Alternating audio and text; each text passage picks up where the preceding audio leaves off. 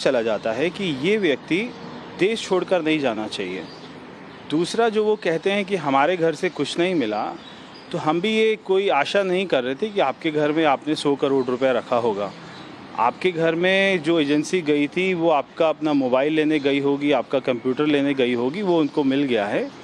और बिल्कुल चिंता नहीं करिए, अभी सीबीआई के पास में प्राप्त सबूत हैं, उनके पास में प्राप्त गवाह हैं।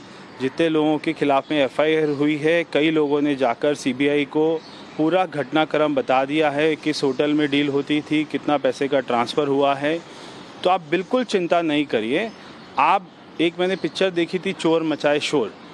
तो जो चोर होता है वही शोर मचाता है, वही आम आदमी पार्टी कर रही है।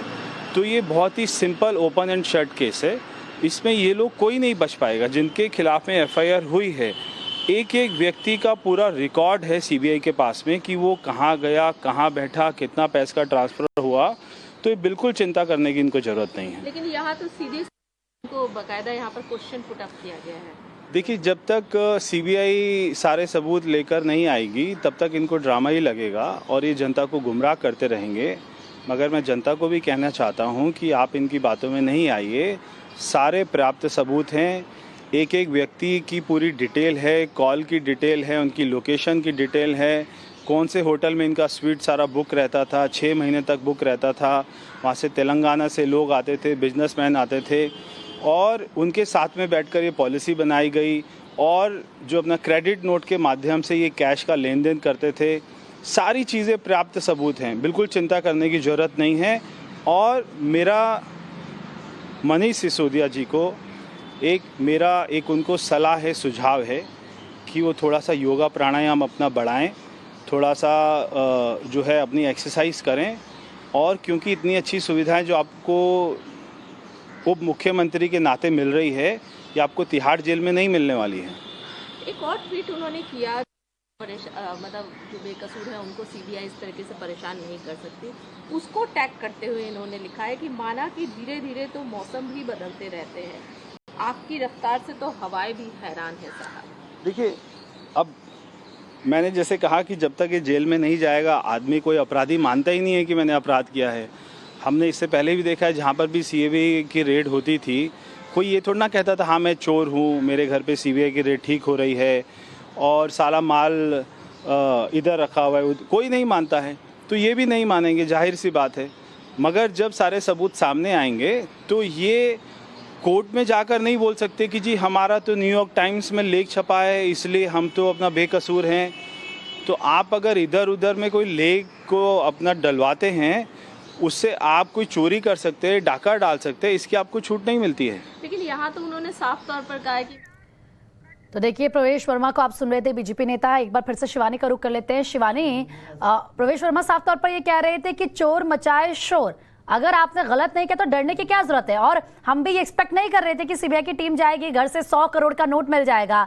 जो मोबाइल फोन, जो कंप्यूटर, जो लैपटॉप जब्त किया गया है, उससे बहुत कुछ मिल गया है। यानी कि अब जेल जाएंगे मनीष सिसोदिया।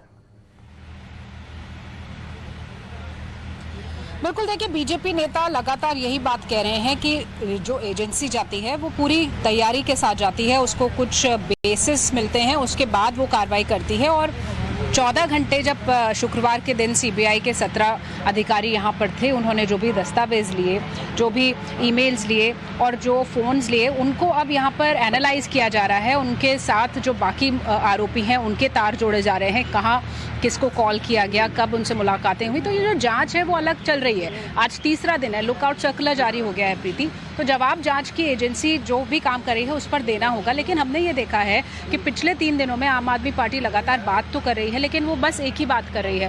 वो कह रही है कि क्योंकि आम आदमी पार्टी इतना अच्छा काम कर रही है, बहुत पॉपुलर हो रही है, चाहे वो एजुकेशन की बात हो, युवाओं की बात हो, इसीलिए बौखलाहट में उस पर इस तरह की कार्रवाई हो रही। तो ये हो गया एक राजनीतिक बयान, जो आक्रामक बयान लगातार आ रहे हैं, चाहे वो ट्वीट्स के जरिए हो, चाहे वो प्रेस कॉन्फ्रेंस के जरिए हो, इंटरव्यूज़ के जरिए हो।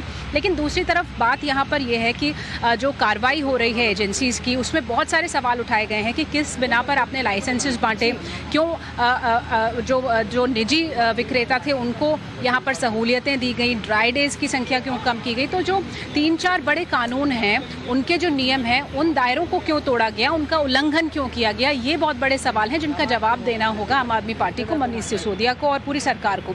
अरविंद केजरीवाल ने यहाँ पर एक ट्वीट किया है और उन्होंने कहा है कि हम अच्छा काम कर रहे हैं, इसीलिए देश आगे नहीं बढ़ रहा क्योंकि हमें यहाँ पर रोका जाता है। यही तो सवाल है, इन्हीं सवालों का तो जवाब देना है आम आदमी पार्टी को, मनीष सिसोदिया को, और दे नहीं रहे हैं। शिवानी, आपके पास